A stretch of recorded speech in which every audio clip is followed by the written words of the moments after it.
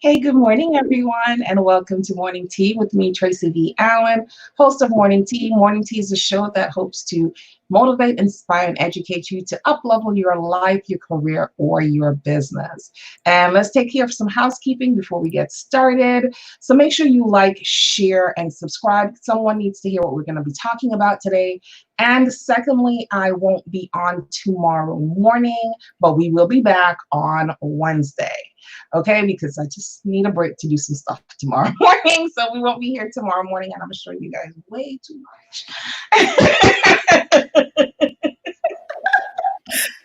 Way too much. Okay. But that's all right. It's morning tea. You got something to look at first thing in the morning, right? So anyways, this morning my guest is Tomesha Campbell.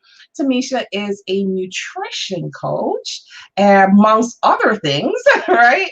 She's also a vet. I think you were in the Marines, right? Yes. I remember when my son graduated, you said something. Yes. You commented something. He was like, "How does she know that?" I was like, "I think she was a Marine." So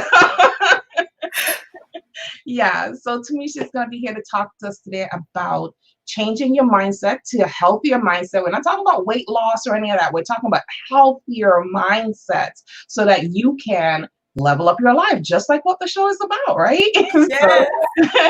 So, Tomesha, go ahead and introduce yourself to the audience. Thank you so much, Tracy, for having me. I'm so excited to be on the morning tea. And as Tracy was saying, I'm Tomesha Campbell, and I'm a nutrition coach who's super passionate about helping people eat healthy on a budget. So I love coming on my show on Facebook Live to share healthy recipes and tips to help people do that. Okay, great. So I know you have, I'm showing too much.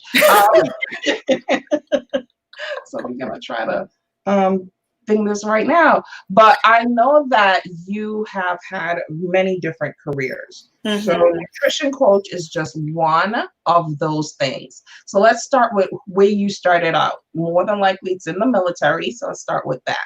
Yes. So that's a good point. So I started, I joined the Marine Corps in 2009. So I had to think about that, like, whoo, that was a time ago. So I had joined right out of college, like completely opposite that most people do of like decide to become an officer. Both my parents served in the Marine Corps, not the Marine Corps, they served in the military, the Army, and my brother served in the Air Force. So it was just something that I always wanted to do. So I got that opportunity to serve myself for 5 years.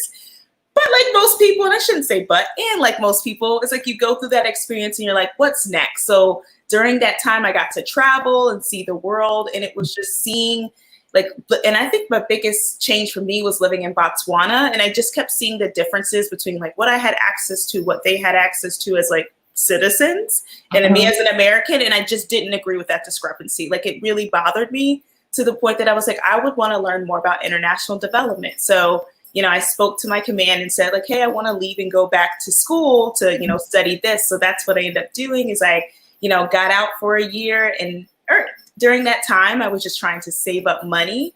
And at the same time, I ended up like learning about Nicole Walters, one of our former, mentors. And because I was in between, I want to go to school and I'm one of those people, like when you set on a goal, I don't want to change paths, that I continue pursuing this goal of wanting to go to school and getting into school. But at the same time, I was also pursuing entrepreneurship. At the time I didn't really know what I knew. I wanted to do something in health. So it's like I had these two roads of, for the last 2.5 years of going to school to get my master's degree, but also going to school to do my nutrition coaching. So that's what we were just talking about earlier. Like, I didn't know you were doing nutrition. I was like, most people didn't because I was doing both. Right. So basically you were woke before woke became a thing. Because you went to Botswana and you were like, something isn't right with this picture, and decided that you wanted to go into this career path. But so you went to college, you got your master's degree, But you're not working as that currently, are you? No, exactly. And that was the thing that was so hard for me, because I spent the 2.5 years, like, there's got to be some way that I can like mix the two. And then I just could not figure it out. And then like I kind of did when I did my undergraduate degree, it's like I got out of school because I was like, I'll just find a job randomly. Like, right, someone's going to want to hire me. And that is not exactly how it worked out. And I kind of see it now as like probably a blessing that, you know, I didn't immediately find all these opportunities, because I realized entrepreneurship is really what I wanted to do. So I am working, though, you know, full time as an executive assistant, coincidentally in a healthcare organization. So I'm still part of the like health part factor of my passions, as well as doing a little bit of an international development for my degree. But it's definitely being in both of those worlds. I realized, as much as it seemed like I was kind of holding on to the safety net, I kind of wish I had been the little birdie that had flown through the tree a little bit faster, or out of the tree, not flown from.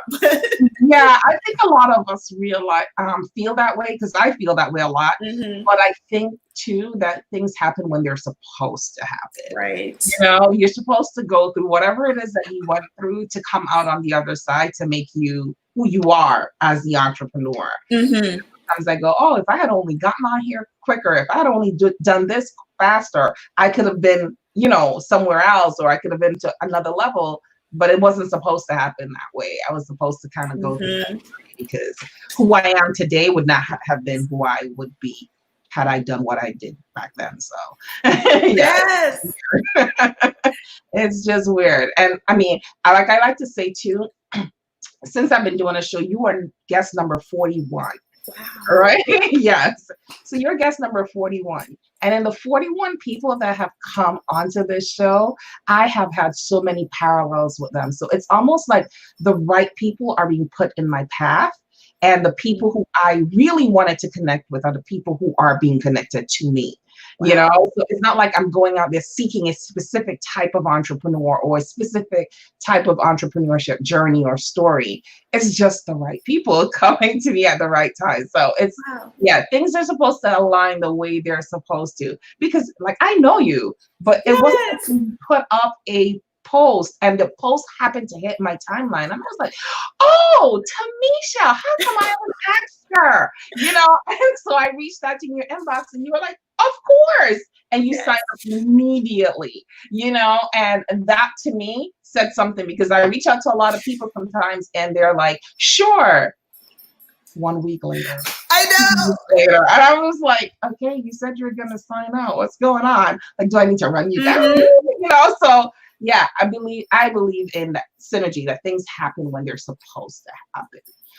Okay, so now we're doing nutrition. Tell us about what that entails, because I know it's not for you, not just about weight loss. It's a holistic thing. It's a mind, body, and soul type thing. So tell us about that. So for me, when I look at nutrition, I like you said, I look at it holistically. And the reason is because when I was in the Marine Corps, and this is kind of like I wrote a little bit in that blog post, or the person I've described it, is that I was very much like a bro, one of those people who was all about the lifting of the weights, the drinking of the proteins. And I didn't realize at the time, because I didn't study nutrition then, so I was just following what everyone else was doing, that I was actually like not helping my body. Because at the time I did know that I had an autoimmune issues. It hadn't yet become rheumatoid arthritis, but it's like all those years of like following these like basic guidelines without realizing like, oh, you have RA, like you should be doing something very specific. These types of foods that are quote unquote healthy aren't actually healthy for you. So it's like I was just dealing with lots of inflammation. I was gaining a lot of weight at the time, and I just didn't know why. So it's like now, you know, now that I'm on the other side, I'm realizing like, oh, this is all the things I did wrong. It's like I try to help people. I don't obviously tell people what they're doing is wrong, because that's not helpful. I wouldn't listen to anyone telling me that. But it's like now that I'm on the other side, I really do help people figure out like what actually works for you. You know, especially when someone, you know, either has an autoimmune disease, because sometimes they feel like, well, I'm avoiding all the gluten, or I'm doing this and it's not working. It's like, yeah, like these are guidelines, but that's not necessarily going to be the best path for you. So for me, it's all about helping people get into those habits, because that to me, that's really where a lot of my clients have struggled, is the habit change. It's like they know what they're supposed to do. It's just a matter of like, I don't want to do it. Right. Yeah, no, that's a real thing. That is a real thing. So when did you find out? Because like I just talked about alignment, so I have an autoimmune disease as well. Yeah.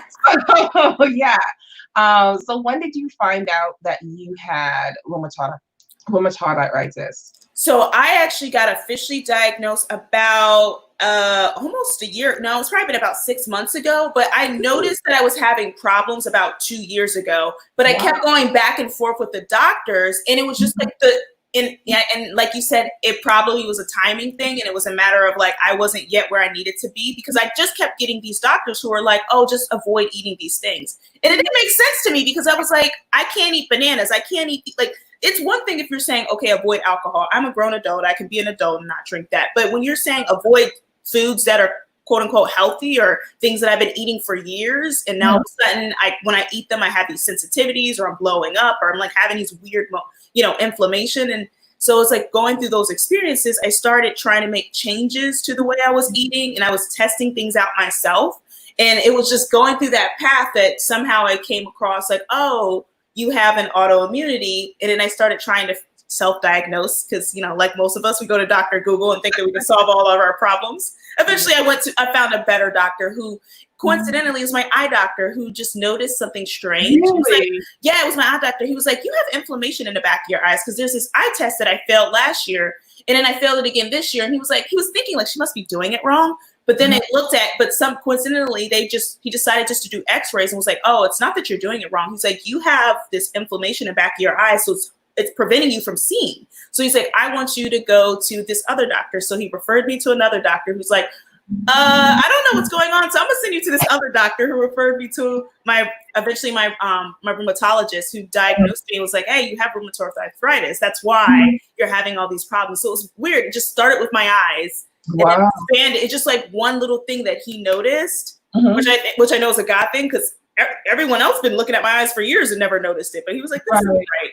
Let's go dive in deeper, which is why I'm a huge advocate of working with doctors, because you just never know. Like I look back, like had he not found that one discrepancy, like I would have never got diagnosed. Oh, wow. That's amazing. Because when I tell my story, it's a little different. Like I spent a whole year. Well, autoimmune diseases are hard to diagnose, period. They're extremely, extremely hard to diagnose. So, and Black people tend to suffer from a lot of autoimmune diseases. Yes. That is just something, and there's a whole science behind why we end up getting autoimmune diseases, and it's really the way our bodies composed. The fact that we fight off a lot of diseases naturally then causes us to, I read the whole thing about it. It's weird. Anyway, so it's just weird. It's like your body works so hard. Your body's already working so hard to fight off other diseases naturally. So a lot of things that affect other people won't affect us because we're always in fight mode. It causes an autoimmune disease. And I'm like, okay, that's just weird. But yeah. So it took me a whole year. Wow. I literally went to every specialist here in Connecticut. And for a whole year, I was practically disabled. Like I did not get out of bed. It was just really bad. It was really bad. Every medication, every doctor. And finally my doctor here said, okay, all right, we're going on a year now. We still don't have any relief for you. I think that maybe you need to go out of state. And I was like, out of state where? And she was like, I think you need to go to Mass General. So, and I mean, we have Yale, we have UConn, we have here, but she's like, I've sent you everywhere, and we have not been able to figure out what is going on. So I ended up going to Mass General. Wow. To an immunologist there, and that's how I found out. That's awesome. Yeah, I mean, it was like just knowing the diagnosis changed everything. Because at first it looks like you're losing your mind, right? You know what I mean?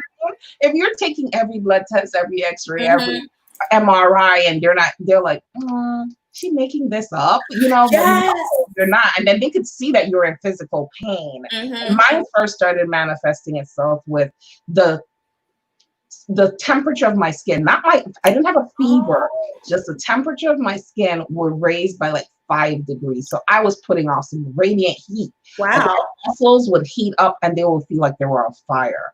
And that was, it was weird. I'm like, I kept telling people I'm hot. And they're like, but the AC's on in the classroom. You know what I mean? And I'm like, I'm serious. Like I am burning. It feels like my muscles are on fire. Wow. And I had one of the teachers in my classroom come over and she's like, oh my God, what is going on? You know, and I was like, I know something is wrong. There's something wrong with me, but I could not figure out what it was. Just started going to the doctors and they couldn't figure out what it was. So I was like, okay, no, this is crazy. You know, and then, I did have to go through like a detox, a whole lifestyle change to help to deal with it. It doesn't take away your autoimmune disease, but it does help you to deal with it and either come off medications or actually reduce the amount of medications you have. So do you want to talk about that? Yeah, actually, I'm still on 2. And because of COVID, it kind of like is the reason why I'm probably still on the 2s, because the idea was to start me on my prednisone and coincidentally hydroxychloroquine, but I take it for rheumatoid arthritis, not for other reasons. Yeah. But I'm on both of those. And the idea was to, by now, for my doctors to check in on me, but it's kind of because of you know what's going on right now with the pandemic, I can't actually like go to the hospital. So they're like, we're gonna keep you on this a little bit longer. So they're just doing the virtual check-ins with me. So I'll probably be on that for another couple of months. But at the same time, I also am working with like a nutritional therapy practitioner because I'm all about coaches need coaches. So I'm working with them on the nutrition side just because they're more experienced when it comes to autoimmune disease. That's something that obviously I didn't know anything about. So So we'll see. So I'm actually looking forward to seeing my blood work afterward, you know, with the 2 changes, because they already had you're on the medicine blood work. So now I can have you're on the medicine and making these nutritional changes. So I'll be looking forward to seeing like what the difference is. So how long have you been on prednisone and how has that been for you? Because I have my own stories about prednisone. I know my dad has strong opinions about it too. Like he's not exactly happy that I'm on it. I haven't had negative experiences on prednisone, but I have heard a lot of like not so great stories about it. So I just try to keep monitoring. And my dad's just like, drink lots of water. He's like, make sure you drink lots of water. Yeah. I'm like, okay, Dad. Yeah, prednisone to me is like, ugh. You know, I had to go on prednisone. I had to go on prednisone in December and again in January and February when I thought I had COVID, which I probably did. They wanted to put me on it again. I was like, no more prednisone. I've had enough. I've already gained 20 pounds. Yeah. That's what my doctor warned me of. She was like, that's what happens to a lot of people. And I was like, then why are we using this medication? But which is interesting because both my doctors don't agree with the other one's medication. And I'm like, oh, really? I'll let you 2 talk to each other. I don't have time for it. I'm just going to take what you're take. You see a rheumatologist and a what? And then the other one is my ophthalmologist. So my ophthalmologist is the one who put me on the prednisone. No, she's right. She's the one who put me on the prednisone. And the rheumatologist put me on the hydroxychloroquine. Yeah, those are 2 vastly different. I know. That's why they don't agree. And I'm like, talk to each other. They're like, has talk to you? I was like, no, but you 2 are doctors. Call each other. Like, have a doctor conversation. Yeah, 2 vastly different medications that have really adverse side effects. So I know. Lucky. Yeah. So it's also probably why the nutrition part is probably really important for me now. It's like, I can't play around with any games. Oh my gosh. So how have you changed your nutrition? What are some of the things that you have done? And what are some of the things that you would tell anyone out here who's suffering from an autoimmune disease that they should try doing? Yeah, right now I'm working with a doctor to do, it's similar to the Whole30, but it's a little bit more restrictive, the autoimmune protocol, which is, and because I looked into the research and saw that with people with like irritable bowel syndrome tend to use it in a lot of different autoimmunities. And what you're doing is it's essentially 6 weeks of elimination. So you go from alcohol to grains and all the way down to nuts and seeds. And then you do 30 days of maintenance. So I'm in my maintenance cycle of like 30 days of not having any of that in my system. And then I'll slowly reintroduce it in about 4 weeks. So for now, one level at a time. So you'll introduce like exactly. Okay, got you. And just to see like if any of them bother me. And the interesting part is like since starting it, at first I was kind of like most people, like let's see if this works. I've tried all these dumb things before, but interesting enough, like I've been able to sleep better. I'm less inflamed, and there was a point where I was actually starting to feel really achy and in so much pain, and I don't know if it was just I wasn't moving enough. So like the program or the person I work with is all about like making sure you get your movement in. So I'm making sure not just exercise, because there was a point that I couldn't exercise a couple of weeks ago because I was just in that much physical pain that I would just go on walks with my dog. So it's just like doing other things that like in the back in the day would have been like, that's not enough. Now I'm like, no, if I can walk down the street with her and make it, then this is a good thing. So it's like trying to incorporate other things into the thing. If I can get, to sleep by 9 p.m., which is a blessing most nights, like me getting to sleep by 9 is like, it's tough. So it's like, if I can get more sleep in,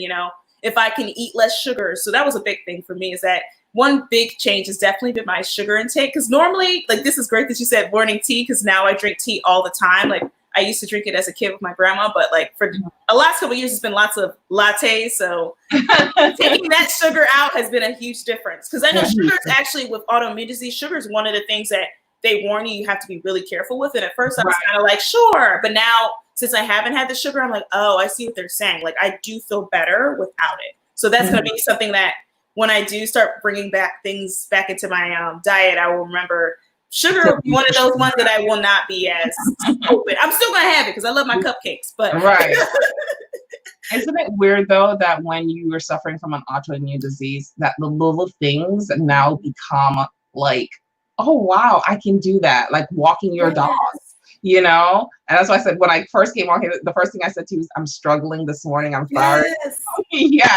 So I'm like in complete and utter pain this morning. Like the pain level is like at a 10. But I'm here smiling. So I'm going right back to bed when I'm done with you. So it just amazes me how we take the smallest little things for granted. Like yesterday, I couldn't even get up to go to the bathroom because I was in so much pain. So it's just little things that make your day go, oh, okay, today's a good day. What would be a great day for someone else? It's just, at least I can get up today and I'm not in the pain out as I was yesterday. So one of the things that you talk about a lot, and I think we're alluding to right now, is mindset shift. Tell us about how, getting your mind right can help you to overcome the imposter syndrome. That's a big thing. Yes, I'm so happy you asked that question. And when I think about it, like in directly relation to mindset, I realized for me, and this is something I've been working with my clients to do, is understanding why we believe the things that we believe. Because I used to kind of think, well, this is my belief and that's it. But I started realizing like, no, there's something deep down. Like there's a reason why you're holding on to that. And it's not insignificant. Like sometimes people try to, and I mean, I've worked with coaches and mentors before that were kind of like, well, just, ignore those beliefs and change it. And that's all it is. And it's like, no, it's not that simple. like you have to really dive into what caused that. And I guess one example from one of my clients that I work with is that she had been doing Weight Watchers since the 1980s. So and we started working together. I know. And we started working together last year, 2019. And so that was a huge mindset shift for me, because one, I had never worked with somebody who had been on a diet for that long. But I also realized like there's got to be something else to this, because she wanted to lose weight, but at the same time, she was so afraid of the scale. And I was like, this seems like a weird dynamic. Let me dive into it. And during a coaching call, I just kept asking her more questions. I didn't offer my opinions. I didn't offer any insight. I just asked her more questions. And when we dived into the reason why she's afraid of the scale, she admitted, I'm afraid of the scale because I don't want to go on it, be overweight, and then disappoint, my coaches. Because I wasn't the only coach she was working with. She had another coach that was having her way in. And when we realized that, I was like, so your whole logic of avoiding this other coach that you're paying for is because you don't want to get on the scale because you don't want to disappoint her. Right. And then once we were able, and she's like, wow, Tomesha, like I'm about to start crying. And it's like, I didn't want her to cry, but I realized like, if you just hold on, if I had simply just assumed, oh, she just does that, she's scared that she won't lose the weight, or she just doesn't want to hop on the scale because she's going to be over. If I had just stopped there, we would have never gotten to the point where she was able to say, oh, it's a disappointment thing that I'm fearing. Like the fear is not the weight. The fear is the disappointment of not meeting someone else's expectations. And it was like helping her get through that process. She was able to go to her check-in. And I told her, I was like, honestly, I was like, when you go to your next check-in, I was like, before you get on a scale, look that person in the eye and tell them whatever this number says, I'm proud of myself. And she said it to the woman, and the woman just stopped and was like, of course you should be proud of yourself. And it was just that moment of like her mindset changing. And not only was she able to like get on the scale and be okay with the fact that it didn't have the number she expected, but the woman was like, you know something, we're so happy to have you back. And that's when she realized like it was never about the weight. They don't care if you weigh in and you get this number. They care about the fact that you are changing from the inside out. And that's what I think the biggest part of mindset is, helping people understand that it's not about the outside. The outside affects us though. I'm not going to pretend like that's not an effect, because like we have mirrors, you know, and people are going to feel the way they feel, and that's legitimate. But it's understanding that if you don't really work on those things that are really affecting the outside or affecting the way you feel about yourself, it's like you won't get to those goals. Or even if you get to that goal, you'll be that person who gets there and still's like, I'm not good enough. Because the inside, you never felt good enough. It's not even the outside. So hopefully that answered. But that answers it really good. And the thing is, when you said that her core problem was the fear of disappointment, that goes even deeper. That goes back to some type of trauma in her life, something that she has gone through to really paralyze her to that point where she could not step on a scale because she was afraid of disappointing someone who she's paid. Right? So that's really, really, really, that's deep. That is so deep. So I like that, you know, making it holistic, the mind, the body, and the soul, because I think they all work together. Most of us who, most people who are overweight, or people who overeat, or anybody who participates in bad habits on a consistent basis, there's something deeper. You know I have friends who eat their fears away, or they eat their joys away, or they, or they don't exercise because of whatever. There's so many different factors, and it's usually not just because, you like to say, that person is lazy. Yeah, they may be lazy, but there's something else going on. And until you get to the crux of what that is, that person can't move forward. Agreed. And that's why I think it's so important to work with practitioners, because I love that you said that there's something deeply there. And that's where I'd have to pass her off to an actual therapist or psychologist, because that is a good point. Like, I'm happy you mentioned that, because you never want to open up something like that for someone, because if you're not the person that can actually help them, that could be really bad. But making them get that insight, like, there's something there, and maybe you should speak to somebody about that. Yeah, that's good. And I was going to ask you about that. Do you have like a therapist that you may work with that you can say, here is a referral to a therapist? I really think that you need to go ahead and get maybe a few sessions in to really deal with that problem, because even though we know now what it is, if you don't address it and, kind of deal with it, heal that wound, whatever that wound is, it can manifest itself again. Yeah, I don't currently have one, but I'm happy you said that, because that's something I've been working on the back end too. Is like, I need to start having these referrals, because stuff like that comes up. And to your point, like, you don't want someone to have that open up and then it manifests into something like even deeper. Because I don't want to harm people I want to help them and not harm them, Okay, so tell us, for those who don't know, we talked about it, but we didn't call it by its name in the conversation. I mentioned it before, but how does everything that you do affect imposter syndrome? What is imposter syndrome, and how does it help you to overcome that? Oh, yes. So when it comes to imposter, I look at imposter syndrome as, you get to a point, and maybe someone explained this. Okay, I'm gonna get my definition. Is that I look at it like you have a belief, like, even though you might be a person who is really capable of achieving different things, for some reason you have a comparison that I am not enough. So it's like, I look at imposter as, even though you might be the person who's a star athlete, even though you might be the person who's educated, even though you might be the person that everyone goes to, in your mind, there's something there that says, I'm not enough. And if I put too much attention on myself, everyone's going to find out that I'm an imposter. Everyone's going to find out I'm actually not what they think I am. So when I work with people, and clients, and even actually in entrepreneurship too, is like, because sometimes I'll help other entrepreneurs when it comes to coaching. Like, I don't coach them, but I'll help other coaches, is that helping people understand that belief is rooted in something deeper. Like you feel like an imposter because like you feel like you're not enough because and I realized because I didn't ask myself those questions in the beginning of my entrepreneur journey, I just assumed that they were truths because I would look at evidence of like, oh, that must be true because like, oh, I didn't get into law school, so that means I'm not smart enough. And then you start drawing these conclusions and applying them to every area of your life, which doesn't make sense because it's like that's one incidence. But that doesn't mean that in every instance you're not going to be smart enough. Like, you know, that doesn't mean in every instance, like you were never athletic as a kid, so I'm not an athlete. Like, are you not an athlete, or maybe you just weren't good at that sport? Like you can't. Like, it's like to me, that's what I look at as imposter syndrome. But that's a really good definition of imposter syndrome. And so if you're in that state where you feel like you're an imposter, it prevents you from building your business. Really and truly. It does, because you're not going to market yourself. You're not going to promote yourself. You're not going to advertise yourself.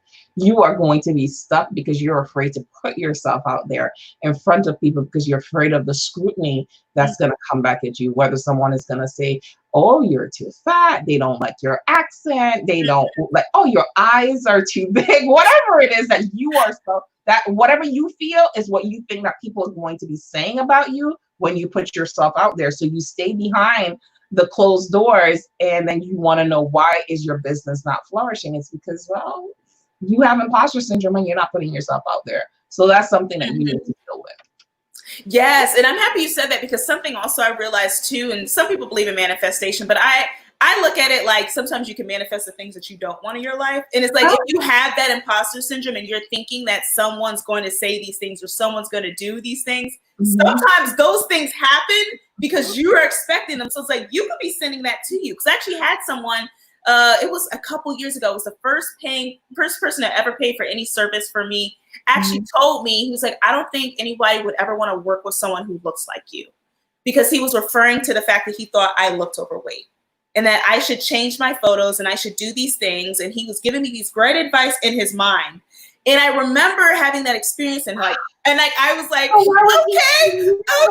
And I like cried so much after that call. But I look back at that time and be like, you know why that happened, Tomesha? Because you felt those things. And all he did was put a mirror to the feelings you already had about yourself. And once he said them out loud, I realized how ridiculous they were.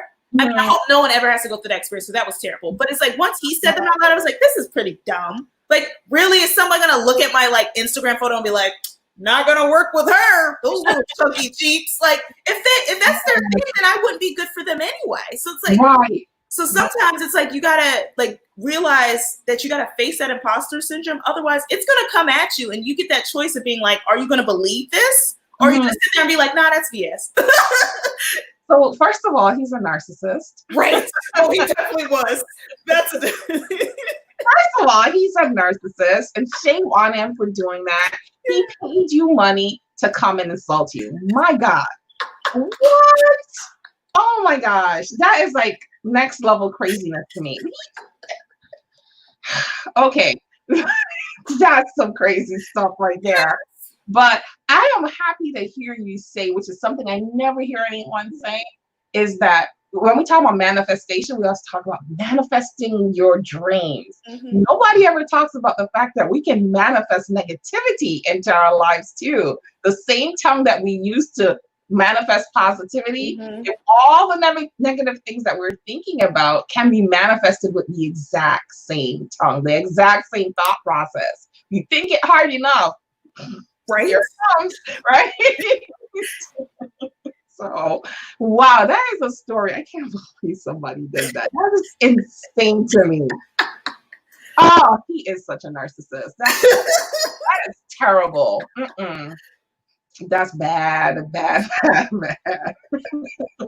actually never shared this story with anybody, but I'm like, it's morning tea. Like, morning tea. You gotta have people who have gone through stuff like that. Like, what? I'm not gonna give my money to somebody to try to shame them. Like, that's crazy. That is a true narcissist. Oh my goodness. But yeah. So, Tomesha, I am so happy that you were here today. This was a great conversation. I actually feel a little better right now, but yay! Yeah. Laughter is good. Laughter is really good for helping with pain, in case people didn't know.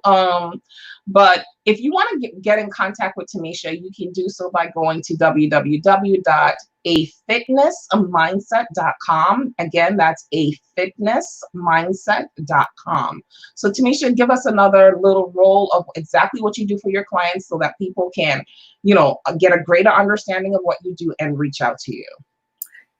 Okay, thanks so much, Tracy, for having me. So what I do specifically for my clients is I do two things actually now. One is one-on-one coaching. So I work with them specifically when it comes to habit change, and then helping people do it on a budget. Because one of the things that I've realized is so often, people feel like, oh, I can't afford to eat healthy, and that's the thing that stops them. So I was like, something, I'm going to be that middle person to really help you get there by showing you very simple strategies, simple budgeting strategies. And then I also do workshops, because one of the things I love to do is teaching. So I love collaborating with friends or different organizations to kind of come in and just show their clients or their customers how they can eat healthier. So just simple strategies as well there. Okay, great. Awesome. So again, you can reach out to Tomesha at fitnessmindset.com if you're looking to get healthy.